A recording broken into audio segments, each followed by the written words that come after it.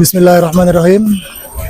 দেশবাসী, আপনারা জানেন বাংলাদেশের আপামর ছাত্র সমাজ তাদের একটি ন্যায্য দাবি বৈষম্য বিরোধী ছাত্র আন্দোলনের মাধ্যমে কোটা সংস্কার করার দাবি যেই দাবি জানিয়েছিল, সেই দাবিকে বর্তমান সরকার উপেক্ষা করে ছাত্র সমাজকে তার পেটোয়া বাহিনী, পুলিশ বাহিনী দিয়ে নির্বিচারে গুলি করে হত্যার মাধ্যমে এই ছাত্র সমাজকে দমাতে চেয়েছিল।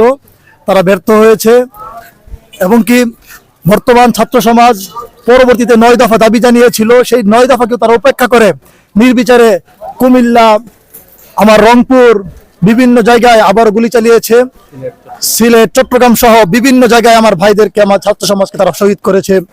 এখন বাংলাদেশের আপামর জনগণ বৈষম্য বিরোধী ছাত্র আন্দোলনের মাধ্যমে আজ ঘর থেকে বের হয়ে এসেছে। আজ 1 দফা দাবি নিয়ে রাস্তায় নেমেছে সারা বাংলাদেশের শ্রমিক, কৃষক, জনতা থেকে শুরু করে আপামর